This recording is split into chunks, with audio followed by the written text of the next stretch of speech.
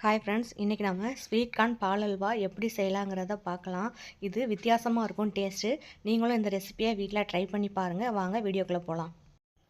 ஒரு அடிகனமான பாத்திரத்தில் 2 கப்பு பால் எடுத்துக்கலாம். 1/4 கப்பு கார்ன்ஃப்ளவர் பவுடர் எடுத்துக்கலாம். அதிலையே 1/4 கப்பு பால் பவுடரையும் சேர்த்துக்குவோம். இது எல்லாத்தையும் சேர்த்து ஒரு விஸ்கு வச்சு கட்டிப்படாமல் நல்லா கலக்கி விட்டுக்கலாம்.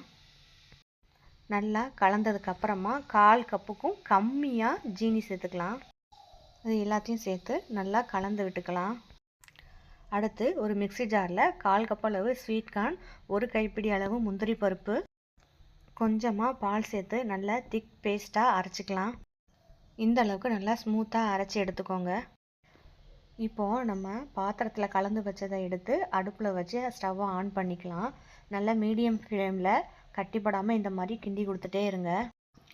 பால் நல்லா கரைஞ்சி இந்த ஸ்டேஜில் வரும்போது நம்ம அரைச்சி வச்சுருக்கிற கார்ன்ஃப்ளவர் பேஸ்ட்டை இதில் ஆட் பண்ணிக்கலாம். ஆட் பண்ணதுக்கப்புறம் நல்லா கரண்டியை வச்சு நல்லா கிண்டி விட்டுக்கலாம். இந்த மாதிரி ஒரு 15 நிமிஷம் வரை நல்லா கைவிடாமல் இந்த மாதிரி கிண்டுனீங்கன்னா இந்த மாதிரி பபுள்ஸ் வர ஆரம்பிக்கும். நல்லா வெந்து வரும். இந்த ஸ்டேஜில் உங்களுக்கு தேவைப்பட்டுச்சுன்னா வெண்ணிலா எசன்ஸ் சேர்த்துக்கலாம். இப்போது நமக்கு சூப்பராக அல்வா நல்லா வெந்து வந்துடுச்சு. அடுத்து ஒரு ட்ரேயில் பட்டர் ஷீட் போட்டு லைட்டாக கீ விட்டு இந்த மாதிரி நல்லா ஸ்ப்ரெட் பண்ணி விட்டுக்கலாம். அப்புறமா நம்ம ரெடி பண்ணி வச்சுக்கிற மிக்சரை இதில் ஆட் பண்ணிக்கலாம். எல்லாம் சேர்த்ததுக்கப்புறமா நல்லா டேப் பண்ணிவிட்டு இதை அப்படியே ஒரு 1 ஹவர் வரை விட்டுறலாம். நல்லா செட் ஆகிரும்.